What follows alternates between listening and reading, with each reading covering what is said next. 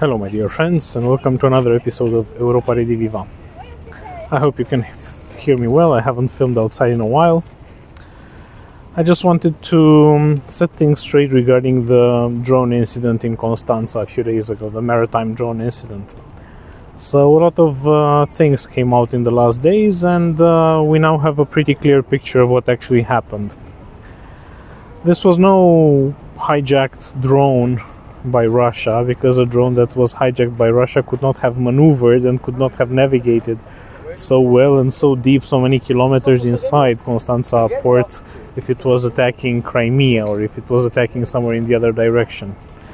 It was a deliberate strategy by Ukraine to blow up something really big. So next to the oil terminal in Constanța, there was a huge warehouse full of ammonium nitrate and about 800 tons.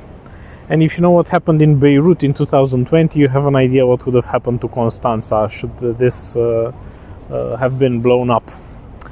And apparently this was the plan, because the drone maneuvered stealthily until sometime in the early hours of the morning, when it caught its propeller in some sort of membrane that is meant to keep pollution from spreading.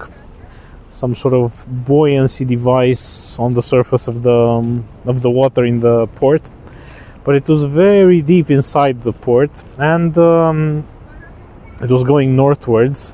It was headed for the oil terminal and for this ammonium nitrate deposit. And it would have made a very big kaboom. Of course, any trace of the drone would have been obliterated, so it would have been impossible to ascribe the origin of the drone, to identify it. And the stage had already been set through the attack in Galați, in which an alleged Geran 2 type drone was used but without a payload, because the explosion was very small.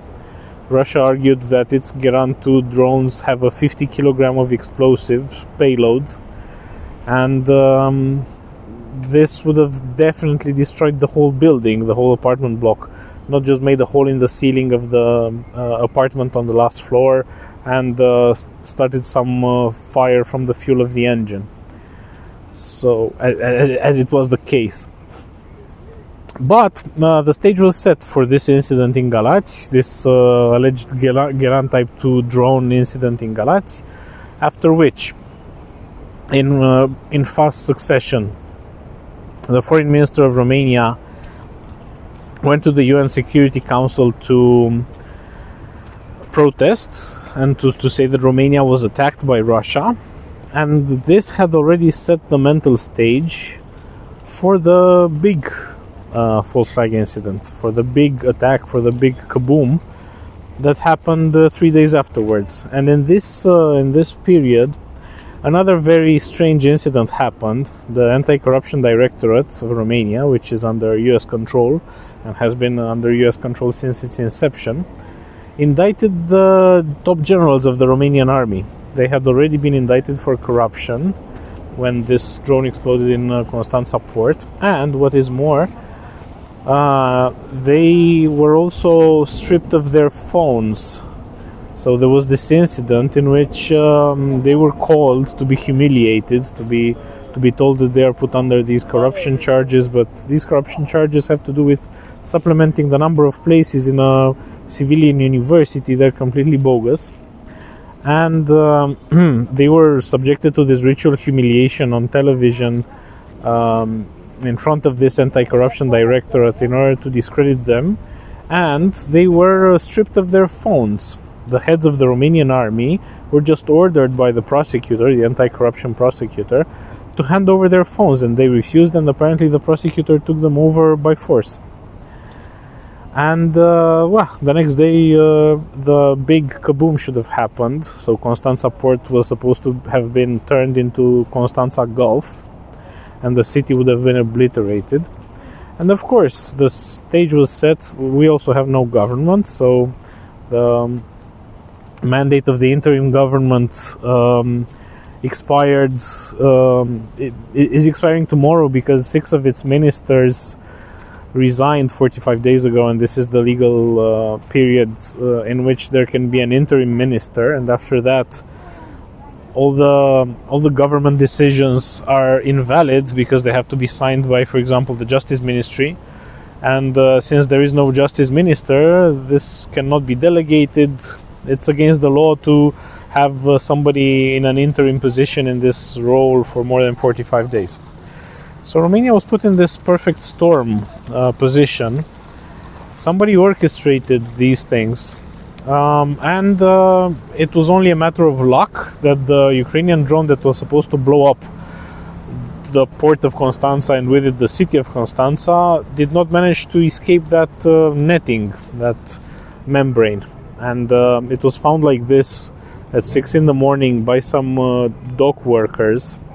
Subsequently, the authorities were announced, but Ukraine did not cooperate. Ukraine did not acknowledge the presence of its drone, did not respond to the Romanian authorities. And Ukraine finally, because Ukraine's strategy was to try to get it out of this netting, so the drone was filmed as it was still trying to maneuver, its propeller was still active, and the Ukrainians were trying to get it out of this obstacle and to push it further into the port and to blow up what they were supposed to blow up from the start, because they could have always had plausible deniability. Even though the drone was filmed, they could have always said, well, it wasn't us, it was the Russians, whatever. And because in the end they could not get it out of the netting, they decided to blow it up, and they gave the Romanian authorities just a 3-minute notice to clear the scene, and they blew it up so that there are no more traces to be found. And there is no official explanation, so right now what I am doing is not an exercise of disinformation, because there is no official explanation. Some people from the Romanian structures of power, from the army, from the intelligence services, came out and said that it was not very friendly of Ukraine to do this. This is the first time ever since the beginning of the conflict when Ukraine is assigned some sort of fault, so you can imagine how serious it was. But they're still not allowed to talk because, of course, they would be dismissed. They're under NATO command, so this is what would happen to them. The heads of the Romanian army, were already given a notice with this corruption indictment, which, of course, is on bogus charges, and they would probably be acquitted, but they still have to resign for the duration of the investigation. And this is a way of also intimidating the lower ranks. So who would dare to say anything about the official version when the heads of the army had already been indicted with corruption charges and been publicly humiliated, so subjected to this ritual of calling in so-called civil society activists to yell at them, you are corrupt, give the money back, and so on. So this should have been Romania's 9/11. This should have been the triggering event, the psychogenetic event, the event that would have caused mass psychosis in the population, that would have ensured conformity, and that would have enabled a state of exception to be enacted, perhaps the state of war directly, and for Romania to join Ukraine in the war against Russia. This was probably the orchestration. And it was botched up terribly, so terribly that even the authorities that were cooperating with this plan came up with different versions. Some of them even going so far as to accuse the Ukrainians of an unfriendly act without going into more details.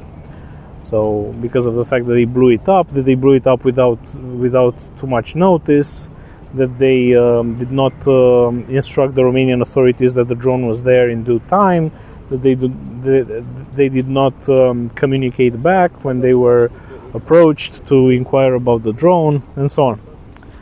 So this is well, fortunately it is a failed false flag operation, but this would have been a very, very, very big incident. And of course, once you have thousands of dead, tens of thousands of casualties, a city wiped out, and so on, it would have been very hard to argue from that point onwards anything against the official narrative, because people can be led to such point of hysteria that they would have lynched you physically. And this psychogenic illness would have been seized upon in order to bring Romania into the war, which is the false flag event that I've been saying would happen for the past years. And it's not really rocket science to figure out why. I mean, Romania is Ukraine's best chance of continuing the war, because Romania is credulous about the Ukrainian narrative. Ukraine does not pursue its own interest, and Romania is in a general state of disarray and chaos. And as a consequence of this, the Ukrainian secret services, probably with the help of NATO, carry out all of these false flag incidents, trying to use Romania for supplementing the ranks of the Ukrainian army in the east. This would have been quite easy to predict, as I said. The only problem is that most Romanians do not think in terms of interest. They think in terms of virtues. This is what the propaganda machine managed to instill in the public discourse. And the public discourse in Romania is only in good and bad terms described, only in black and white. So you have the evil Russians and the good Ukrainians, and the good Ukrainians would not be willing and they would not be capable of carrying out any hostile act towards an ally because they are good, and the Russians are capable of absolutely anything because they are evil. So things are not described in terms of interest. Things are described in this psychologically and emotionally retarded manner, in which the Ukrainians have no interest. They just fight on the side of the good, and we have to fight with them. And things went so far that these public communicators that Ukraine hired on the territory of Romania not only contradict the official narrative and blame the Romanian authorities, so they go so far in promoting the Ukrainian point of view that they belittle the Romanian authorities and the Romanian point of view, but the Romanian authorities are co-opted to such a great extent that they invite these people in official capacity, even though these people only have high school education and they're not trained in anything. Their only area of expertise is receiving the propaganda from Ukraine and distributing it in Romania. This is their only purpose, and they have no other qualifications and skills, hence no real profession, just a high school degree and willingness to do propaganda for a foreign actor. And these people are considered experts by institutions not only such as the Ministry of Education, and these people are brought to universities to instruct the students about the status of the war and so on, but also by the Ministry of Defense. They are touted by the military press. They are called to speak at conferences organized by the Ministry of Defense, and they are also called on public state media alongside generals, alongside real military experts, to give their opinion on an equal basis. This is the level of degradation of Romanian society and of the Romanian institutional system. So it's just sheer luck that this huge false flag attack did not go through. Had it gone through, I would have probably not been able to vlog anymore, because it would have been impossible to say that this cannot be attributed to Russia but rather to Ukraine, because Ukraine is the party that would rather have us into the war. It is Ukraine that would rather get us into the war to fight on its side rather than Russia getting us into the war to fight against it. I know it's common sense, but somehow in Romania common sense vanished a long time ago. It is an extinguished an extinguished form of life. So this is what we have. I wanted to give you this update because things are rather confusing, and there is no official explanation in Romanian by the Romanian authorities and in Romanian media. The Romanian media kind of ignores the incident, just like the European media ignored Nord Stream after it became obvious that it was not Russia who carried it out. So, of course, the inconvenient truth must be ignored so that the narrative continues. This is what I wanted to tell you. This is my brief update. If you like what I do, like, share, subscribe, and if you want to support me financially, you'll find the link in the channel description how to do so. And until next time, take care.